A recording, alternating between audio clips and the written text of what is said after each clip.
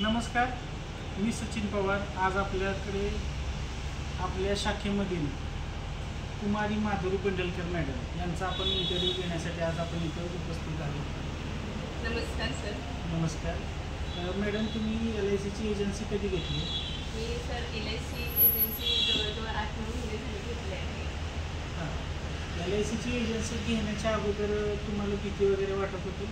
हां, एजन्सी घेताना मला भीती वाटत होती की मला काम जमेल का, मी करू शकेल का, काय असतं काय नसतं हे माहीत नव्हतं, त्यामुळे मला भीती वाटत होती। पण मी माझ्या मनाशी ठरवलं की मी हे काम करणार, मी करू शकते, तेव्हा मी विचार करून घ्यायची एजन्सी ठरवली। म्हणजे सुरुवातीला भीती वाटत होती, पण एक डिसिजन फायनल केला आणि LICच्या कामाला सुरुवात केली। ज्यावेळी LICचं काम आपण सुरुवात केली, नवीन विमा प्रतिनिधी म्हणून तुम्ही काम करत होता, तर त्यावेळी म्हणजे काम करताना अनुभव कसा मिळाला तुम्हाला? म्हणजे मी जेव्हा एजन्सी घेतल्यानंतर जेव्हा मी कस्टमरकडे जात होते, तेव्हा कस्टमरचे काही प्रश्न येते, त्याचे उत्तरं देता येत नव्हती, म्हणजे त्यांना कन्व्हिन्स करता येत नव्हतं मला, त्यामुळे पॉलिसी काय होत नव्हत्या। पण जेव्हा मी सरांशी भेटले, सरांना सांगितलं कस्टमरचे काय क्वेश्चन येतात वगैरे, तेव्हा सरांनी मला सोल्युशन दिले।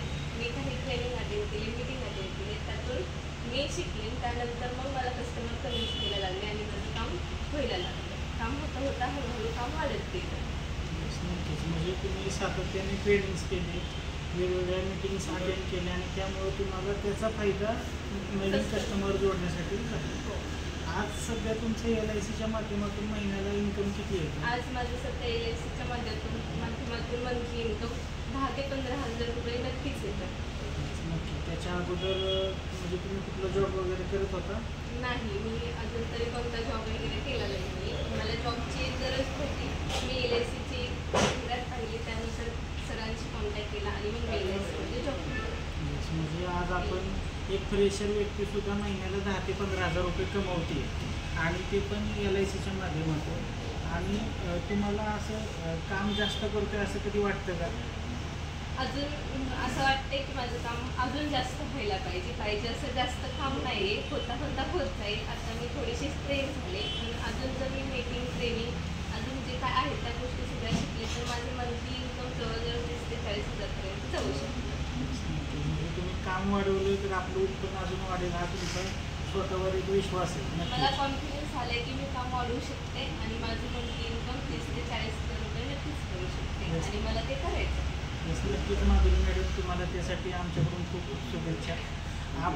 आज आपण जे बघितलं बघा, माधुरी मॅडमनी सुरुवातीचा त्यांचा प्रवास सांगितला की ज्याच्यामध्ये सुरुवातीला विमा एजन्सी घेताना सुद्धा भीती वाटत होती, आणि आज 6 ते 7 महिन्यात ते महिन्याला 10,000 ते 15,000 रुपये कमवत आहे, आणि आज त्यांच्यावर एक मोठा विश्वास आहे की महिन्याला ते 30,000 ते 40,000 रुपये कमवते।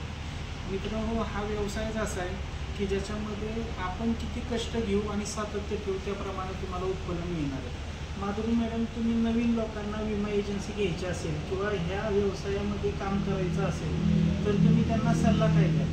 मी त्यांना सांगेन की जे कोणी माझे मित्र मैत्रिणी किंवा अजून ज्यांना जॉबची गरज आहे त्यांनी मला विचारलं, त्यांना नक्की सांगेन एक LIC घेऊन बघा, त्याच्यामध्ये इन्कम कसं आहे, जॉब कसा आहे, आणि पार्ट टाइम जॉब आहे, आपण आपल्या कामानुसार करू शकतो।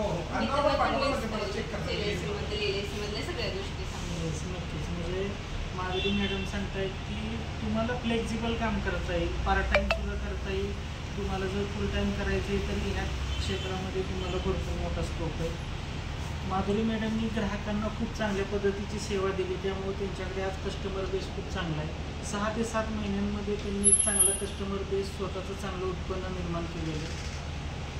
तुम्हाला पॉलिसी विकताना कुठला LICचा एक चांगला असा प्लॅन वाटतो की जो कस्टमरने घेतला पाहिजे? मला LICमध्ये जीवन लाभ म्हणून एक प्लॅन चांगला वाटतो, त्याच्यामध्ये रिटर्न्स चांगले, हप्ता कमी आणि रिटर्न्स चांगले आहेत। यस, नक्कीच। आमच्याकडे जीवन लाभ म्हणून जी पॉलिसी आहे की ज्याच्यामध्ये कस्टमरला खूप चांगले बेनिफिट्स मिळतात आणि पैसे भरण्याचे लिमिटेड्स ऑप्शन आहे। जर तुम्हाला कोणाला LICची पॉलिसी घ्यायची असेल तर माधुरी मॅडमला तुम्ही संपर्क करू शकता।